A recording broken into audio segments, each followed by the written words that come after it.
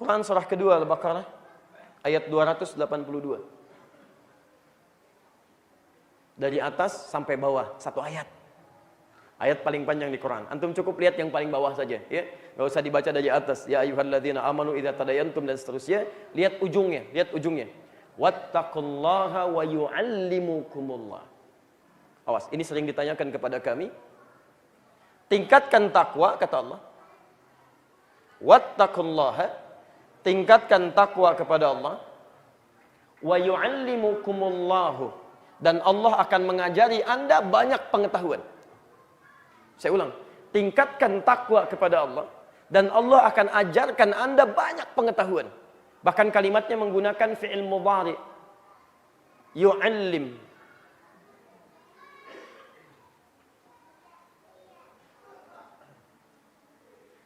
Kalau ada kalimat dalam bahasa Arab diawali dengan huruf ya, itu disebut dengan mudhari'. Dalam bahasa Inggris punya 3 arti. Bisa present, sekarang, bisa continuous, terus, bisa future, di masa yang akan datang. Perhatikan, kalau ada seseorang bisa meningkatkan takwanya kepada Allah, maka Allah akan mengajarkan ia pengetahuan yang sangat luas. Entah itu sekarang yang dia butuhkan, atau terus ketika dia membutuhkan sesuatu dengan dasar pengetahuan, atau di masa yang akan datang pun, bila ada tantangan membutuhkan pengetahuan, lihat, bukan dia yang lelah untuk mempelajarinya, Allah yang bantu dia untuk menanamkan ilmu dalam dirinya. Ya, sering ditanya, bagaimana caranya bisa menghafal dengan baik? Bagaimana caranya bisa belajar dengan baik? Bagaimana bisa menguatkan ingatan? Teorinya di Quran cuma satu. Cuma satu. Karena kalau teori belajar, semua orang belajar. Semua orang belajar. Bahkan non-muslim pun belajar. Ayat Quran mengatakan mesti belajar. Iqra, baca, belajar. Tafaqquh fid din. Ya, Quran surah misal ke-9 ayat 122. Posisi paling kiri sebelah bawah. Wa ma kana lil mu'minuna liyanfiru kaffah falawla nafara min kulli firqatin minhum ta'ifatun liyatafaqahu fid din. Ayo belajar, ayo belajar, ayo belajar. Tapi di antara semua orang yang belajar ini, siapa yang memiliki akselerasi untuk mendapatkan pengetahuan itu? Jika Anda ingin dipercepat pengetahuannya oleh Allah, ditanamkan dalam jiwanya, syaratnya takwa. Silahkan cek, demi Allah saya katakan. Setelah Al-Quran turun, dilatih dengan prinsip-prinsip ketakwaan, tidak pernah ditemukan di muka bumi orang paling hebat hafalannya, orang paling kuat ingatannya, orang paling banyak kreativitas keilmuannya, kecuali orang Islam. Kecuali orang Islam. Ya. Saya beri contoh begini. Antum pernah dengar namanya Ibnu Hajar Al-Asqalani? Ibnu Hajar Al-Asqalani. Siapa beliau? Halo? Antum kalau nggak tahu gampang katakan wallahu a'lam. Selesai. Ya, daripada kepanjangan kan sampai isya ditungguin. Tapi pernah dengar Ibnu Hajar Al-Asqalani? Pernah. Siapa beliau? Wallahu a'lam. Baik. Ya, Ibnu Hajar Al-Asqalani banyak sekali karyanya. Ya, seorang muhaddits, ahli hadis, ahli Al-Qur'an, ahli fikih, tapi lebih dikenal sebagai seorang ahli hadis. Baik, di antara karyanya kitab Fathul Bari, Syarah Sahih Al-Bukhari yang 18 jilid itu. 18 jilid. Di antara karyanya misalnya Bulughul Maram yang antum sering baca.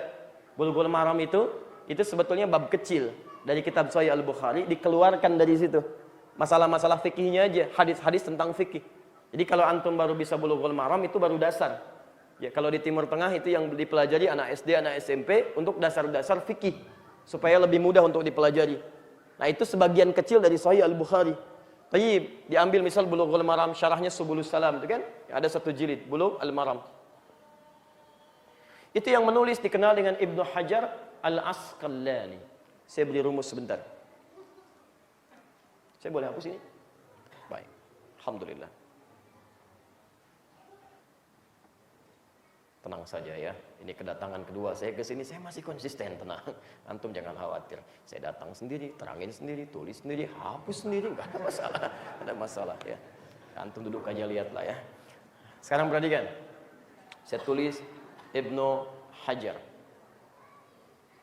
Al-Asqalani. Al-Asqalani. Asqalani. Fokus sini. Apa artinya Ibnu? Halo? Baik, kalau tidak tahu katakan apa? Allahu a'lam. Baik, apa artinya ibnu? Anak. Baik, bukan anak. Anak banyak dalam bahasa Arab. Ada anak laki-laki, ada anak perempuan, anak laki-laki dan perempuan banyak. Kalau ibnu anak apa? Tayyib, ibnun khusus untuk anak laki-laki. Baik, anak laki-laki. Jadi kalau ada kalimat ibnun disingkat dengan bin. Kalau hamzah wasalnya dibuang jadi bin. Isa bin Maryam. Isa anak laki-lakinya Maryam.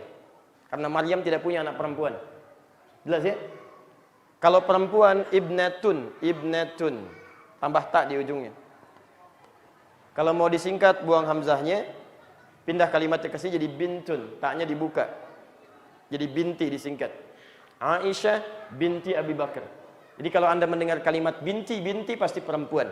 Tapi kalau ibnun, ibnun bin pasti laki-laki. Berarti Ibnu Hajar itu laki-laki atau perempuan? Pertama laki-laki. Ibnun, anak siapa ini? Karena kalau tadi kan Isa bin Maryam. Isa anaknya Maryam, jelas. Baik, anak laki-laki siapa? Hajar. Apa artinya Hajar? Batu. Baik. Di Mekah ada Ka'bah. Baik ya, dimulai tawafnya dari mana? Hajar Aswad, batu hitam. Sekarang Ibnu Hajar, anaknya batu. Apa bapaknya namanya Hajar? Keras seperti batu? Tidak. Taib. Lihat kalimatnya, anak batu. Apa batu berumah tangga melahirkan? Tidak. Kenapa dinamakan dengan anak batu? Al-Asqalani. Kalau sudah ada yang seperti ini, saya sudah pernah ajarkan dulu rumusnya. Setiap menemukan al, ujungnya i, pasti daerah. Pasti dari daerah, kan? Caranya tinggal tutup alif lamnya dengan kalimat i-nya dibuang dari Asqalan. Bukhara al-Bukhari, Tirmidz at-Tirmidzi, Padang al-Padangi, Minangkabau al-Minangkabawi, kan? Banten al-Bantani, Palembang al-Palembangi, Grand Sharon al-Grand Sharoni, gitu kan? Ada semua.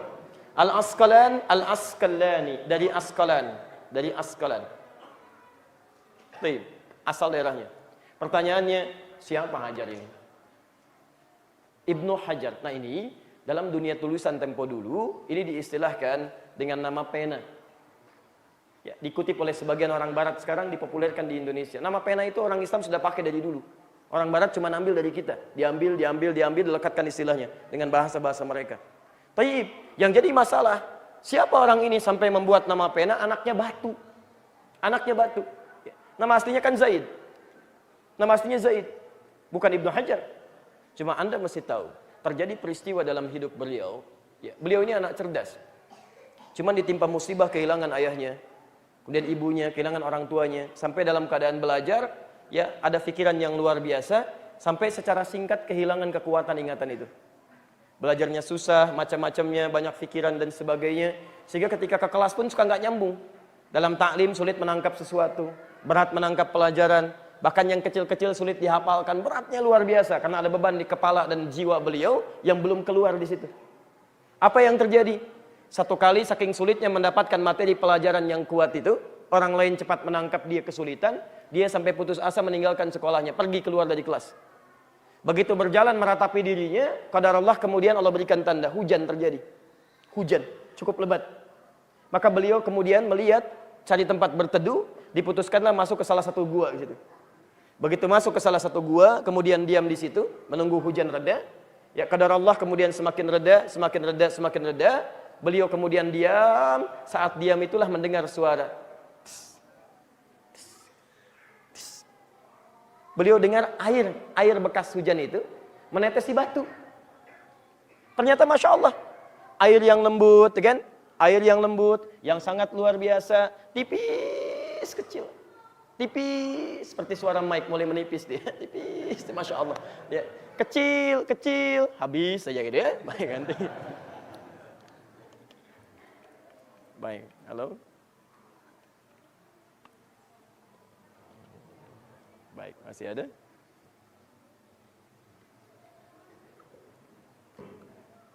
Baik. Alhamdulillah. Bisa terdengar suara saya? Bisa, baik. Kita coba bandingkan dulu. Lebih jelas mana? Oh, pakai mic lagi ya, teruskan lagi. Jadi, dengar suara air ya.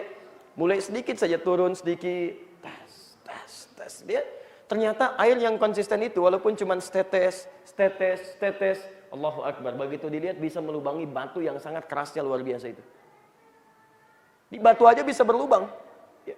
Hanya terkena oleh tetesan-tetesan air. Dia konsisten, sabar dia jalani dengan yang kecil-kecil. Dia melihat, Masya Allah, kalau bukan karena kuasa Allah, tidak mungkin air yang cuman kecil begini, netes-netes bisa melubangi batu seperti ini. Maka kemudian dia tergerak dari situ, kembali ke sekolahnya. Mendiskusikan persoalan ini dengan gurunya. Disitulah gurunya kemudian membuka satu rahasia kepada anak ini, kepada Zaid ini. Dia katakan, perhatikan, air saja yang cuman menetes, tapi dia menetes dengan mengikuti patuh pada ketentuan Allah Subhanahu wa Ta'ala. Gak mungkin hujan bisa turun kalau bukan kepatuhan pada Allah Subhanahu wa Ta'ala. Gak mungkin dia bisa menetes kalau bukan kerangka patuh pada Allah Subhanahu wa Ta'ala. Jadi air saja yang cuman menetes karena ingin patuh kepada Allah, bisa menjadikan yang keras luar biasa itu bisa berlubang. Apalagi kalau kamu mau patuh pada ketentuan Allah Subhanahu wa Ta'ala. Maka diturunkanlah kemudian ayat-ayat tentang takwa yang diantaranya ini, wattaqullaha, patuhlah kamu dengan meningkatkan takwa kepada Allah, wa yu'allimukumullah. Apa yang terjadi? Teman-teman sekalian, hanya dalam beberapa masa sejak beliau meningkatkan takwanya kepada Allah, tidak nunggu lama. Untuk tahu apa yang terjadi? Tadinya satu hadis sulit dihafalkan. Sekarang Sahih Al-Bukhari itu bisa dihafalkan seluruhnya. Satu kitab. Satu kitab. Ya. Yang tadinya cuma satu hadis, sulit, ini sulit, itu sulit. Begitu meningkatkan takwanya kepada Allah, tidak nunggu berbulan-bulan. Tidak nunggu bertahun-tahun. Cuma beberapa masa, sekejap saja, hafal Sahih Al-Bukhari. Sampai kemudian membuat syarahnya. Syarahnya, penjelasannya. Tidak tanggung-tanggung, 18 jilid. Yang beliau namai sendiri dengan Fathul Bari fi Syarah Sahih Al-Bukhari. 18 jilid. Perhatikan kalimatnya. Ketika diberi nama dengan Fathul Bari, ini ada isyarat pada peristiwa yang beliau alami. Fathul Bari. Baik. Al-Bari itu nama Allah, sifat baik Allah yang berkenan memberikan berbagai hal kebaikan dalam kehidupan. Sifat baik Allah. Jadi kalau Anda ingin mendapatkan misalnya kebaikan-kebaikan yang berasal dari Allah, kebaikan dalam kehidupan, kebaikan pengetahuan, kebaikan dalam rezeki, Anda bisa katakan ya Bari, ya Bari, ya Bari, Allah ya Bari, kan? Tayyib. Fatah, sesuatu yang terbuka. Sesuatu yang terbuka. Tayyib. Kenapa beliau namakan kitabnya salah satunya dengan Fathul Bari? Seakan-akan ingin memberikan kesan kepada kita, jika Anda ingin terbuka segala kebaikan-kebaikan dalam hidupnya, entah itu dalam kehidupan rumah tangga Anda, di pekerjaan Anda, di kehidupan sosial Anda, maka mulai dalamilah apa yang saya jelaskan dalam syarah Sahih Al-Bukhari ini. 18 jilid dituliskan. Tapi yang paling menarik, ini yang paling penting. Beliau kemudian cantumkan bukan nama aslinya di situ, tapi nama penanya, Ibnu Hajar Al-Asqalani, anaknya batu. Seakan-akan pernah ingin menyampaikan satu isyarat bahwa saya dulu punya kesulitan dalam menghafal, sekeras batu nih, saking sulitnya. Tapi itu semua bisa dibuka oleh Allah Subhanahu wa Ta'ala dengan sifat baiknya, sampai kemudian menjadi lancar dan terbuka segala kebaikan-kebaikannya. Apa rahasianya? Baca penjelasan saya dalam syarah Sahih Al-Bukhari ini. Ada 18 jilid di situ.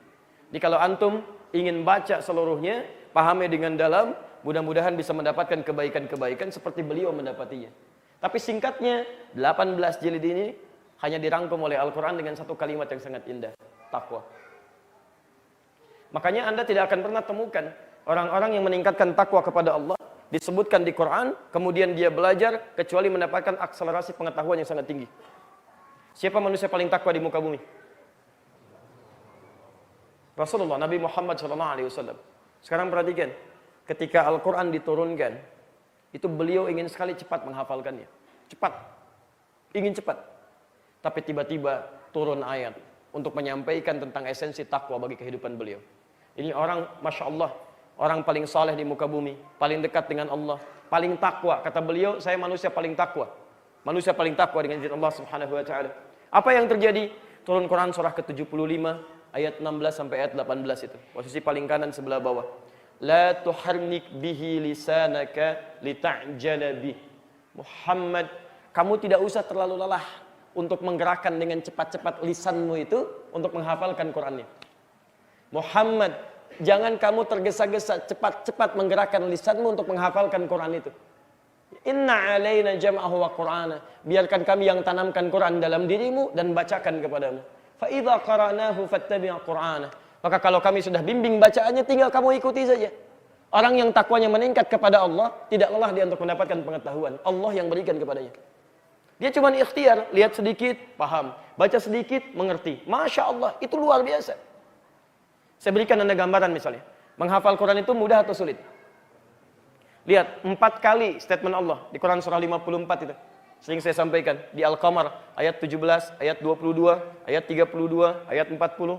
Walaqad yassarnal Qur'ana lidzikri, fahal mim muddakir. Sungguh kami telah mudahkan Al-Quran untuk dihafalkan, diingat. Mudahkan. Ya, tidak harus menjadi pintar untuk menghafal Quran. Orang yang tidak punya ranking di sekolahnya bisa hafal Quran. Yang buta pun bisa menghafal Quran. Yang terlampau sepuh katanya bisa menghafal Quran. Ya, ada orang yang 82 tahun usianya, seorang nenek, nggak bisa baca, nggak bisa nulis, Masya Allah. Cuman mendengar cucunya membacakan, dibacakan, 2 tahun hafal Quran. Ada anak usia 4 tahun, belum sekolah malah hafal Quran. Masya Allah, saking mudahnya. Ada orang dianggapnya terbelakang, hafal Quran. Masya Allah. Ada orang yang lahirnya tidak sempurna, ya dalam sarafnya misalnya disebutkan nama aja masih mikir, tapi dibacakan Quran, Masya Allah, terus seakan-akan gak mau berhenti. Ya, saking mudahnya. Jadi tidak harus menjadi pintar untuk menghafalkan Quran. Ya, tidak harus menjadi laki-laki atau perempuan, semuanya punya kesempatan yang sama. Ya, jadi menghafal Quran itu mudah atau sulit? Kalau mudah, kenapa sampai malam ini antum belum hafal? Kalau sulit, di mana sulitnya? Yang paling menarik, semakin antum dekat dengan Allah Subhanahu wa taala, meningkat takwanya, maka ternyata pemberian Allah semakin cepat. Makanya rumus menghafal Quran itu bukan jadi pintar, tapi bagaimana membangun kedekatan dengan Allah Subhanahu wa taala. Ingat betul ini ya, yang punya ilmu siapa? Allah. Baik. Makanya redaksi di Quran, redaksi ilmu itu sifatnya pemberian. Bukan karena kerja keras kita yang maksimal. Kalau cuma kerja keras, jangankan orang beriman, non-muslim pun bisa kerja keras. Bisa sama, bisa kerja keras. Tapi esensi yang terpenting adalah ada hukum dunia dengan belajar diberikan kemudian pengetahuan, tapi ada hukum akhirat. Dengan Anda mendekati pemilik ilmu, bukankah lebih mudah untuk diberikan? Anda tingkatkan takwa, maka sifat pemberian akan semakin cepat. Karena itu ketika turun sifat-sifat ayat tentang ilmu, sifatnya pemberian. Quran surah 17 ayat 85, posisi paling kiri sebelah bawah. Wa yas'alunaka 'anir ruh. Mereka bertanya pada Muhammad untuk menggali esensi dari roh. Hakikat roh itu apa? Qulir ruhu min amri rabbi. Katakan urusan roh itu urusan Tuhanku. Lihat kalimatnya. Wa ma utitum minal ilmi illa qalila. Dan Anda tidak diberi pengetahuan. Diberi. Redaksinya. Quran surah 58 ayat ke-11. Al-Mujadalah. Posisi paling kanan sebelah bawah. Yarfa'illahu alladhina amanu minkum. Walladhina utul ilma. Darajat. Allah akan mengangkat orang-orang yang berusaha meningkatkan keimannya plus yang diberi pengetahuan. Diberi redaksinya. Jadi kalau antum ingin cepat diberi pengetahuan oleh Allah, tingkatkan takwa. Tingkatkan takwa. Ya, nanti kita lihat bagaimana cara meningkatkan takwa yang dimaksudkan. Baik. Paham sampai sini? Baik, maksud saya, ayo coba kita mulai gitu kan. Nanti pulang dari sini lihat anak-anaknya. Kalau ingin akselerasinya meningkat, pengetahuannya meningkat, ada keberkahan di dalamnya. Beda antara hafal dengan berkah itu lain. Kan orang belajar itu punya 4 sifat menurut para pakar. Sering saya sampaikan. Ada yang cepat ingat, kemudian lambat lupa. Ada yang cepat ingat, cepat lupa. Ada yang lambat ingat, lambat lupa. Yang agak repot, lambat ingat, cepat lupa. Sebutkan sekali, lambat mikirnya. Masya Allah. Udah terangin 2 jam kan. Ibu bapak dipahami? Belum. Terangin lagi kan. Setengah jam kita terangin kan. Sekarang sudah paham? Belum. Sama juga gitu kan. Begitu ingat, langsung lupa. Nah, itu 4 tipe. Baik. Yang paling hebat, cepat ingat, lambat lupa. Tapi ketika Anda meningkatkan takwa kepada Allah, akan terjadi generasi yang kelima. Bagian kelima. Cepat ingat, sulit lupa. Jadi mau lupa aja susah, bukan mau ingat. Mau lupa susah tuh. Ini tidak mudah ini. Tidak mudah. Nanti banyak sekali kisah tentang ini dalam kesempatan yang berbeda nanti insya Allah kalau lebih luas kita bahas. Yang ketiga, kita agak cepat dulu sebentar. Jadi singkatnya, Anda tingkatkan takwa, Anda bisa pintar. Ya. Bahkan lebih daripada itu.